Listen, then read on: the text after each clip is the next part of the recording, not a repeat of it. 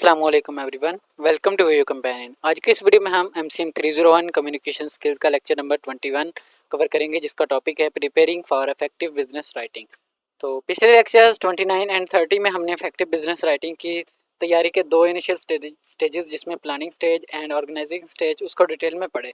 अब आपने सीखा कि जो राइटिंग से पहले पर्पस तय करना, रीडर को समझाना, कंटेंट चुनना, आउटलाइन बनाना और डायरेक्ट इनडायरेक्ट मेथड के मुताबिक तरतीब देना कितना ज़रूरी है। अब लेक्चर नंबर 31 में हम इसी तैयारी के बाद के स्टेजेस कवर करेंगे, जो कि है ड्राफ्टिंग स्टेज, पहला मुसवदा लिखना, और फिर है एडिटिंग स्टेज यानी कि इसमें तरमीम करना, और फिर है प्रूफ रीडिंग स्टेज यानी कि गलतियाँ पकड़ना। ये स्टेजेस आपके जो तैयार किए गए मटेरियल को एक पॉलिश्ड, इफेक्टिव और मैसेज में तब्दील कर देते हैं। तो हम देखते हैं drafting stage. Once you have completed the planning and organizing stage, you are ready to draft the message. The beginning and ending paragraph of your message are critical to their effectiveness. Planning और organising जो है complete करने के बाद आप अपने message का पहला ड्राफ्ट लिखते हैं। इस स्टेज में शुरू और आखिरी जो पैराग्राफ हैं वो बहुत अहम होते हैं, क्योंकि ये पोजीशन ऑफ एम्फसाइजेज हैं। रीडर इन्हें सबसे ज़्यादा गौर से देखता है, इसलिए ओपनिंग और एंडिंग पर खास तवज्जो देनी चाहिए। तो हम देखते हैं डेवलपिंग ओपनिंग पैराग्राफ। तो पैराग्राफ की जो ओपनिंग है उसको डेवलप करने के क्या मेथड्स हैं। तो the following suggestions help improve the effectiveness of the opening paragraph. तो द फॉलोइंग सजेशंस, अच्छा, तो ओपनिंग पैराग्राफ को इफेक्टिव बनाने के लिए हैंडआउट में हमें 7 मशवरे दिए गए हैं। आपके जो मैसेज है उसके पहले छाप है, इसे सोच समझ कर लिखना चाहिए। तो जो 7 सजेशंस हैं उनमें पहले है make sure the beginning is appropriate for the reader. तो रीडर के लिए मुनासिब हो और उसकी ज़रूरत और बैकग्राउंड के मुताबिक हो। नंबर 2 पे है make sure the beginning is appropriate for the situation. तो जो सिचुएशन के मुताबिक हो कि सिचुएशन के हिसाब से बिगिनिंग अलग हो सकती है, जैसे कि गुड न्यूज़ लेटर के लिए शुरू में ही गुड न्यूज़ देती है, न्यूट्रल या डायरेक्ट रिक्वेस्ट लेटर के लिए मेन आइडिया या फिर रिक्वेस्ट शुरू करें। फिर ये जो डिसअपॉइंटिंग न्यूज़ लेटर होते हैं, न्यूट्रल या ऐसी बात से शुरू करते हैं जिससे रीडर एग्री करे। फिर जो परस्यूसिव यानी कि कायल करने वाले मैसेजेस होते हैं वो किसी ऐसी बात से शुरू करते हैं जो कि रीडर की तवज्जो पकड़ें।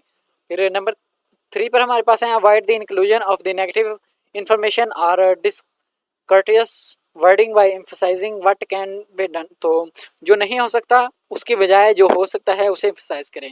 नंबर 4 पर है यूज़ ए व्यू पॉइंट, यानी कि यू व्यू पॉइंट ज़्यादा से ज़्यादा यूज़ करें rather than I viewpoint the opening. तो पहली लाइन में ही रीडर को अहमियत दें, यू योर यूज़ करें बजाय कि आई वी आवर यूज़ करें। उसके बाद नंबर 5 पर है we are use a fast start beginning rather than a slow beginning. तो लंबी ऑब्वियस बातों से शुरू ना करें, सीधा बात पर आएँ। नंबर 6 पर है keep the beginning paragraph Fairlie short. तो जो बिगिनिंग पैराग्राफ होता है उसको मुख्तसर रखें। फिर हमारे पास आता है make sure the beginning paragraph possible unity and coherence. एक ही मेन आइडिया हो और सेंटेंसेस में जो राब्ता हो। एग्जांपल है यहाँ पर, तो I am start slow start है इसमें, ये देखें, I am a student at XYZ business school and I am currently enrolled in MBA programme. One of the project in the class is to take in depth financial analysis. ये देखना कितना slow start है, तो पढ़ने में ही boring लग रहा है, तो उसको आप यहाँ इस पे चेंज सकते हैं। Would you please send me an annual report for using making financial analysis of your company.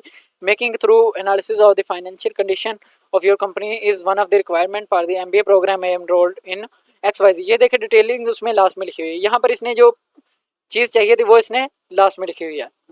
तो begin a disappointed news letter with the negative information complicates a negative situation even more as the first of the following two paragraph illustrates।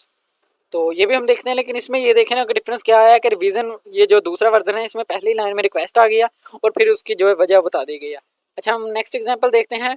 We are sorry to inform that you are unable to open a charge account at XYZ store. तो ये negative start है कि we are sorry to inform that you are unable to open a charge account, लेकिन इसका ये हो सकता है neutral. You will be please to learn that the credit reference you listed on your credit application commented favourably on your bill paying record. Several were also impressed with your promptness that we enable you numerous session. अच्छा, इसमें यह है कि negative news वाले letter में भी कभी negative बात से शुरू ना करें। इसमें यह है कि उन्होंने पहले उसको बता दिया कि ये इस तरह आपके इतने क्रेडिट हैं, लेकिन ये डिसअपॉइंटमेंट है कि आपके क्रेडिट ज़रा कम है, इस वजह से ये स्टोर ओपन नहीं कर सकते हैं। तो ये हमने देखना चाहिए। नेक्स्ट है हमारे पास we are not always inclined to read unsolicited mail unless something in it attracts our attention. In persuasive messages, attention getting beginning are especially desirable. Notice how the first of the following two paragraph which does nothing out of ordinary. तो ये देखें, पहला है we are solicitously volunteer to donate an hour of 2 of their time each month to work at the information desk in the national museum. तो यहाँ पर ये कोई टेंशन नहीं है, बिल्कुल ऑर्डिनरी है।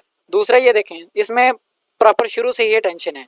What could be more exciting that the helpful direct visitors at the national museum to the question of the work of the favourite artist. तो इस तरह है। परस्यूसिव मैसेजेस में अटेंशन गेटिंग बिगिनिंग में होनी चाहिए और जो रीडर को फौरन ही इन्वॉल्व करे। उसके बाद हमारे पास आ जाता है एंडिंग पैराग्राफ, यानी कि जो आखिरी पैराग्राफ होता है हमारी राइटिंग का, वो कैसे होना चाहिए। In the ending paragraph you have opportunity to do 2 things. उसमें हमारे पास अपॉर्चुनिटी होती है कि हम 2 चीज़ें कर सकते हैं, 2 काम कर सकते हैं। पहला ये है कि रीडर से जो एक्शन करवाना चाहते हैं उसे साफ साफ बता दें। दूसरा ये है कर्टेसी दिखाएं, अच्छे इखलाक और इखलाक का मुजाहरा करें। तो show courtesy toward the reader. Suggestion for improving the effectiveness of the ending paragraph of your message. तो यहाँ पर कुछ सजेशंस दी गई हैं एंडिंग पैराग्राफ को इम्प्रूव करने के लिए, जिसमें है कि state the desire action clearly and completely. तो जो करवाना चाहते हैं मुकम्मल तौर पर लिखें। State who is the perform the desired action if it is someone other than the reader. अगर एक्शन कोई और करेगा तो उसका नाम बताएं प्रॉपरली। नंबर 3 पर है state how the action is to be performed. तो ये बताएं कि कैसे एक्शन करना है। नंबर 4 पर है state when the action is to be performed, कि कब तक करना है, कैसे करना है, कब करना है। उस पर नंबर 5 पर है make the action easy to be performed. ऐसा हो कि रीडर को कोई मुश्किल ना हो, इजी एक्शन हो। नंबर 6 पर है include reader benefit material if appropriate. इस एक्शन से रीडर को क्या फ़ायदा होगा ये भी मेंशन करें। नंबर 7 पर है show appreciation to the reader if appropriate. लेकिन याद रखें, जब तक रीडर ने कुछ किया नहीं तब तक थैंक यू कहना इन एप्रोप्रिएट होता है। नंबर 8 पर है avoid the inclusion of negative information in the reading. तो इनकार या नेगेटिव बात एंडिंग में ना दोहराएं। नंबर 9 पर है offer to be assistance if appropriate. तो अगर ज़रूरत हो तो मदद की पेशकश करें। नंबर 10 है keep the ending paragraph as short as circumstances will allow. जहाँ तक मुमकिन हो शॉर्ट रखें पैराग्राफ को। यहाँ पर कुछ एग्जांपल्स देखी हैं। Notice how the first following 2 paragraph fails to the specify clearly and complete. अच्छा, पहला ये है कि please let us hear from you. ये वेज है, इसका कोई मतलब नहीं बन रहा। इसका क्लियर और कंप्लीट ये सकता है just as soon as you sign and return the enclosed authorisation card to us we will be able to make the requested modification to your insurance plan. तो इस तरह है। तो यहाँ पर देखें कि इसमें गलती क्या है, ये वेज क्यों है। तो इसका है कि in the first of the following 2 paragraph the writer fail to mention in the closing who is to take the desired action. कौन एक्शन लेगा। The revised version clear point out who is to do that. कैसे करेगा, कौन करेगा, ये हमने इसमें बता दिया है। कैसे बताया है कि ये पैराग्राफ बताता है कि कब करना है, यानी कि just effective because it tell who what how and why as well content reader benefit material. तो कौन क्या साइन कैसे करेगा और क्यों करेगा, और रीडर बेनिफिट भी है। एग्जांपल 2 है हमारे पास upon receipt of the enclosed form we will be able to add Mrs Murad. तो ये अनक्लियर है कि कौन चेंज करेगा, क्या चेंज करेगा। उसको हम क्लियर कर सकते हैं कि please have Mrs. Murad signed to the line marked with a red X on the signature card as soon as we receive the card। तो ये क्लियर है। इसमें कौन का बताया गया कि मिसेस मुराद है, क्या करेंगे, साइन करेंगे, कहाँ करेंगे, लाइन में कब करेंगे, as soon as receive, क्यों करेंगे, she will be entitled। यहाँ पर सब क्लियर है। इसी तरह एग्जाम्पल नंबर 3 है। तो ये सारे एग्जाम्पल इसी तरह हैं। उसके बाद हम देखते हैं बॉडी कंपोजिशन यानी कि दरमियानी हिस्सा कैसे करते हैं। तो develop the main idea with the scope of your message, its length and detail in mind, discuss main point and supporting evidence with the framework of the scope. तो अपनी मैसेज की जो बॉडी में मेन आइडिया को detail और length के मुताबिक develop करें, मेन पॉइंट्स और उनके सपोर्टिंग एविडेंस को स्कोप को फ्रेमवर्क में रखें, टाइम और स्पेस के हिसाब से एडजस्ट करें। फिर हमारे पास आ जाती है editing stage. Evaluate for completeness with the principle of effective communication. The editing process will be simplified if you evaluate your work keeping in mind the following questions। तो यहाँ पर कुछ questions हैं। ड्राफ्ट लिखने के बाद एडिटिंग स्टेज में भी आप अपने लिखे हुए मटेरियल को दोबारा पढ़ते हैं और देखते हैं कि वो इफेक्टिव कम्युनिकेशन के प्रिंसिपल्स जो हमने पहले पढ़े हैं, कर्टसी, करेक्टनेस, कंसाइसनेस, क्लैरिटी, कंक्रीटनेस और कंप्लीटनेस पर पूरा उतरते हैं या नहीं। इसके लिए कुछ 10 क्वेश्चंस की जो एक चेकलिस्ट है, जिसमें पहला क्वेश्चन है is the information in your message correct. Information सही है कि नहीं, is the information relevant to your audience, audience का रेलेवेंट है कि नहीं, have you provided enough information to satisfy your readers need, readers की जो नीड है उसको प्रोवाइड कर, उसको सेटिस्फाई करने के लिए इनफ इन्फॉर्मेशन प्रोवाइड कर दी गई है या नहीं, have you covered all your point in the most logical order. उसके बाद नंबर 5 पर है do the most important ideas receive the most space and are they placed in the most prominent position, would the message be more convincing if it were arranged in other sequence. इस तरह है। Number 7 पर है do you repeat yourself. Number 8 पर है are detail scattered the that need to be group together. Number 9 पर है have you answered all the question asked by the reader. Number 10 पर है have you provided additional info which your reader will appreciate having. तो इसके बाद आ जाती है ये प्रूफ रीड। ये सारे 10 क्वेश्चंस के बाद प्रूफ रीड ये है कि as you provided you should check for. Editing के बाद प्रूफ रीड में आप छोटी लेकिन बहुत अहम गलतियां पकड़ते हैं जो कि आपकी सारी मेहनत पर पानी फेर सकती थी। ये आखिरी जायज़ा है भेजने से पहले। इसमें कुछ एक ना चेक लिस्ट दी गई है हैंडआउट में।